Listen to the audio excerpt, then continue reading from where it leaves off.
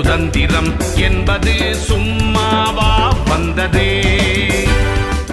பிளாசி முதல் செங்கோட்டை வரை உரை ஓவியம் என்பது சும்மாவா வந்ததே.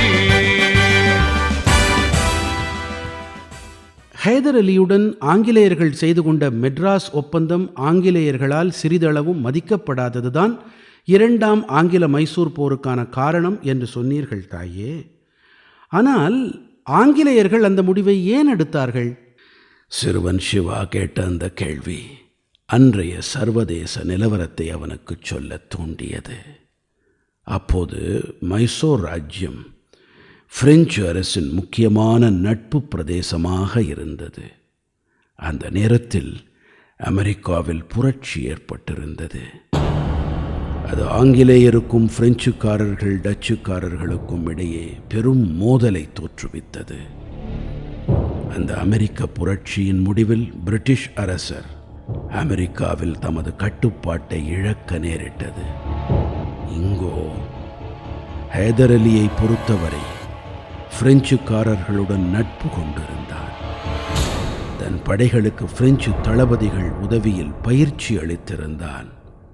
ஆனால் முதல் போரின் முடிவில் ஆங்கிலேயருடன் உடன்படிக்கையும் செய்து கொண்டிருந்தான். அந்த உடன்படிக்கையை ஆங்கிலேயர்கள் மதிக்கவில்லை. அதற்கு காரணம் இந்த அமெரிக்க புரட்சியின் பின்னணிதான். பிரிட்டிஷ் கிழக்கிந்திய கம்பெனியின் மிக பெரும்பான்மையான வீரர்களுக்கும் பயிற்சி கொடுத்து சம்பளம் கொடுத்து உத்தரவுகளுக்கு அடங்கி நடக்க வைத்திருந்தது பிரிட்டிஷ் கிழக்கிந்திய கம்பெனி என்ற தனியார் நிறுவனமே தவிர பிரிட்டிஷ் அரசு அல்ல. ஆனாலும் பிரிட்டன் அரசர் 3ஆம் ஜார்ஜின் ஆளுகைக்கு உட்பட்ட ஹேனோவரில் இருந்தும் பிரிட்டிஷ் அரசில் இருந்தும் அனுப்பப்பட்ட துருப்புகளின் வழிகாட்டுதலில் இருந்தே கம்பெனி வலுவூட்டப்பட்டிருந்தது. எனவே அதன் செயல்பாடுகளும் பிரிட்டிஷ் அரசின் கட்டளைகளை சார்ந்தே இருந்தது. 1779 பிரெஞ்சு துறைமுகமான மாஹேவை பிரிட்டிஷ் கம்பெனி கைப்பற்றிய போது அது தன் ஆளுகையில் இருந்ததால் ஹைதர் அலி 1780 ஆங்கிலேயர்களுக்கு எதிரான போரை அறிவித்தான். தொடக்க கட்டத்தில் குறிப்பிடத்தக்க வெற்றியை பெற்றான். ஆனால் போர் தொடர்ந்து நடந்தபோது பிரிட்டிஷார் சில பிரதேசங்களை மீட்டார்கள். இந்த நேரத்தில் பிரான்ஸ், பிரிட்டன் இரு நாட்டு அரசுகளுமே ஐரோப்பாவிலிருந்து தங்கள் துருப்புகளையும் கடற்படையினரையும் போரில் ஈடுபட இங்கே அனுப்பி வைத்தன.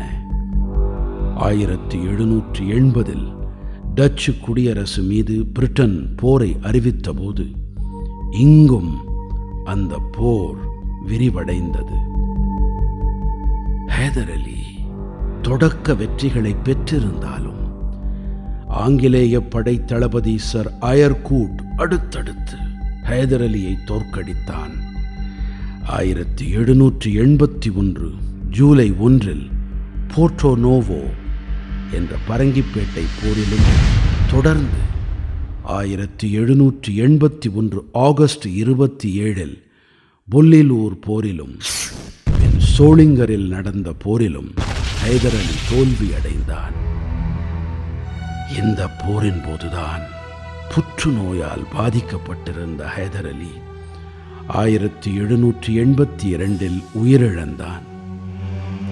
அவனுக்கு பின் அவன் மகன் திப்பு சுல்தான் மைசூர் ராஜ்யத்தின் பதவியில் அமர்ந்து கொண்டு ஆங்கிலேயருக்கு எதிராக போரினை தொடர்ந்தான். மைசூர் புலி என்று வர்ணிக்கப்பட்ட திப்பு சுல்தானும் தொடக்கத்தில் சில வெற்றிகளை பெற்றான். ஆனால் அவன் செய்த ஒரு செயல் அவனுக்கு பெரும் பின்னடைவை ஏற்படுத்தியது.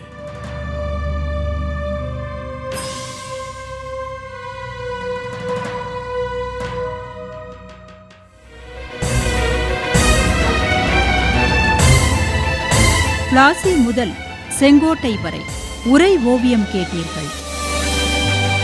எத்தனை எத்தனை தடியடியை தாங்கினர், எத்தனை எத்தனை செக்கிழுத்து வாடினர்.